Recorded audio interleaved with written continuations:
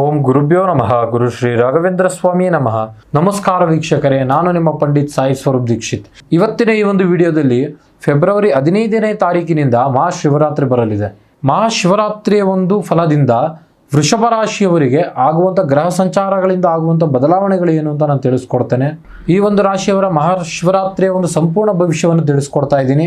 ಯಾರೆಲ್ಲ ಈ ಒಂದು ವಿಡಿಯೋ ನೋಡ್ತಾ ಇದ್ದಾರೆ ಕೊನೆವರೆಗೂ ವಿಡಿಯೋ ನೋಡಿ, ಹಾಗೂ ಹೆಚ್ಚಿನ ವಿಡಿಯೋಗಳಿಗಾಗಿ ನಮ್ಮ ಒಂದು ಯೂಟ್ಯೂಬ್ ಚಾನಲ್ನ ಸಬ್ಸ್ಕ್ರೈಬ್ ಮಾಡಿ, ಲೈಕ್ ಮಾಡಿ, ಶೇರ್ ಮಾಡಿ. ಮೊದಲನೇದಾಗಿ ಗ್ರಹ ಸಂಚಾರದ ಬಗ್ಗೆ ನಾವು ನೋಡೋದಾಯಿತು ಅಂತ ಹೇಳಿದ್ರೆ, ಶನಿಯು ನಿಮ್ಮ ರಾಶಿಯಲ್ಲಿ 10ನೇ ಮನೆಯಲ್ಲಿ ಸಂಚಾರ ಮಾಡ್ತಾ ಇರೋದ್ರಿಂದ ಕೆಲಸದ ವಿಚಾರದಲ್ಲಿ ಹೆಚ್ಚಿನ ರೂಪದಲ್ಲಿ ಜವಾಬ್ದಾರಿ ತರುವಂಥದ್ದು, ಕಠಿಣ ಪರಿಶ್ರಮಕ್ಕೆ ತಕ್ಕ ಪ್ರತಿಫಲ ಈ ಒಂದು ಮಹಾಶಿವರಾತ್ರಿಯ ನಂತರ ನಿಮಗೆ ಸಿಗುವಂಥದ್ದು.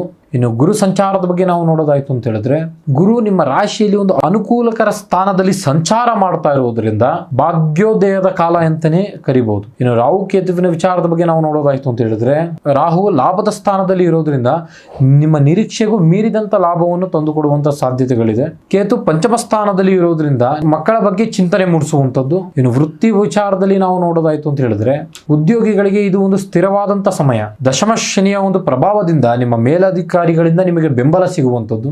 ಬ್ಯಾಂಕಿಂಗ್ ಕ್ಷೇತ್ರಗಳಲ್ಲಿ ಮತ್ತು ಕಲೆ ಕ್ಷೇತ್ರಗಳಲ್ಲಿ ಯಾರೆಲ್ಲ ಒಂದು ಕೆಲಸ ಮಾಡ್ತಾ ಇದ್ದೀರಿ ಅವರಿಗೆ ಈ ಒಂದು ತಿಂಗಳಿನ ನಂತರ ಅದ್ಭುತವಾದಂಥ ಒಂದು ಲಾಭದಾಯಕವಾಗಿ ಸಿಗುವಂಥದ್ದು. ನೀವು ಯಾರಾದರೂ ಏನಾದರೂ ಒಂದು ಕೆಲಸ ಕಳೆದುಕೊಂಡು ಹೊಸ ಕೆಲಸಕ್ಕಾಗಿ ಯೋಚನೆ ಮಾಡ್ತಾ ಇದ್ದೀನಿ ಅಂತ ಹೇಳಿದ್ರೆ, ಈ ಒಂದು ತಿಂಗಳ ಕಳೆದ ನಂತರ ಹೆಚ್ಚಿನ ರೂಪದಲ್ಲಿ ನಿಮಗೆ ಕೆಲಸ ಸಿಗುವಂಥದ್ದು. ಇನ್ನು ವ್ಯವಹಾರದ ವಿಚಾರದ ಬಗ್ಗೆ ನಾವು ನೋಡೋದಾಯ್ತು ಅಂತ ಹೇಳಿದ್ರೆ, ಹೋಟೆಲ್ ಉದ್ಯಮಿ ಮತ್ತು ರಿಯಲ್ ಎಸ್ಟೇಟ್ನಲ್ಲಿ ಯಾರೆಲ್ಲ ತೊಡಗಿದ್ದೀರಿ ಅವರಿಗೆ ಹೆಚ್ಚಿನ ರೂಪದಲ್ಲಿ ಲಾಭದಾಯಕವಾಗಿ ಸೇರುವಂಥದ್ದು.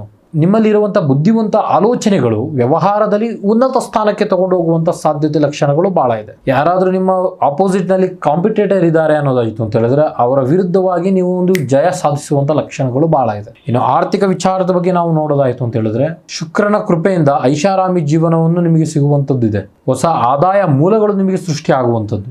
ಆಸ್ತಿ ವಿಚಾರದ ಬಗ್ಗೆ ಏನಾದರೂ ಒಂದು ಹೂಡಿಕೆ ಮಾಡಬೇಕು ಅಂತ ಅನ್ಕೊಂಡಿದ್ದೀನಿ ಅಂತ ಹೇಳಿದ್ರೆ, ಈ ಒಂದು ಶಿವರಾತ್ರಿ ಕಳೆದ ನಂತರ ಹೆಚ್ಚು ನಿಮಗೆ ಅದೃಷ್ಟ ತಂದು ಕೊಡುವಂಥದ್ದು. ಭೂಮಿಗೆ ಸಂಬಂಧಪಟ್ಟಂಥ ವ್ಯವಹಾರಗಳಲ್ಲಿ ನಿಮಗೆ ಹೆಚ್ಚಿನ ರೂಪದಲ್ಲಿ ಲಾಭ ಸಿಗುವಂಥದ್ದು. ಇನ್ನು ಪ್ರೀತಿ ಮತ್ತು ಕುಟುಂಬದ ವಿಚಾರದ ಬಗ್ಗೆ ನಾವು ನೋಡೋದಾಯ್ತು ಅಂತ ಹೇಳಿದ್ರೆ, ಯಾರೆಲ್ಲ ನೀವು ಒಂದು ಪ್ರೀತಿಸ್ತಾ ಇದ್ದೀರಿ ಮನೆಯವರ ಒಪ್ಪಿಗೆಯಿಂದ ವಿವಾಹದ ಮಾತುಕತೆ ಶುರುವಾಗುವಂಥದ್ದಿದೆ. ಇನ್ನು ಕೌಟುಂಬಿಕ ಜೀವನದಲ್ಲಿ ಸದಾಕಾಲ ಶಾಂತಿ ನೆಲೆಸಿರುತ್ತದೆ. ದಾಂಪತ್ಯದಲ್ಲಿ ಇದ್ದಂಥ ಕಿರಿಕಿರಿಗಳು ಶಿವನ ದರ್ಶನದಿಂದ ದೂರವಾಗುವಂಥದ್ದು. ಮನೆಯಲ್ಲಿ ಹೊಸ ವ್ಯಕ್ತಿಯ ಆಗಮನ ಆಗುವಂಥದ್ದು. ಇನ್ನು ಆರೋಗ್ಯಕ್ಕೆ ಸಂಬಂಧಪಟ್ಟಂಥ ವಿಚಾರದಲ್ಲಿ ನಾವು ನೋಡೋದಾಯ್ತು ಅಂತ ಹೇಳಿದ್ರೆ, ಆರೋಗ್ಯದ ವಿಚಾರದಲ್ಲಿ ಕುತ್ತಿಗೆಗೆ ಸಂಬಂಧಪಟ್ಟಂತ ಸಮಸ್ಯೆಗಳು ಕಂಡು ಬರುವಂಥದ್ದಿದೆ. ಜಾಸ್ತಿ ಸಿಹಿ ಪದಾರ್ಥಗಳನ್ನ ಸೇವನೆ ಮಾಡ್ಲಿಕ್ಕೆ ಹೋಗಬೇಡಿ.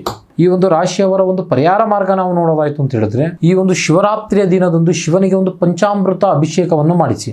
ಓಂ ನಮೋ ಶಿವಾಯ ನಮಃ ಅನ್ನುವ ಮಂತ್ರದ ಜೊತೆಗೆ ಓಂ ಶುಕ್ರಾಯ ನಮಃ ಎನ್ನುವ ಮಂತ್ರವನ್ನು ಸಹ ಪಠನೆ ಮಾಡಿ. ನಿಮ್ಮ ಕೈಯಲ್ಲಿ ಎಷ್ಟಾಗುತ್ತೋ ಅಷ್ಟು ಬಡವರಿಗೆ ಸಾಧ್ಯವಾದಷ್ಟು ಆಹಾರ ದಾನ ಮಾಡಿ.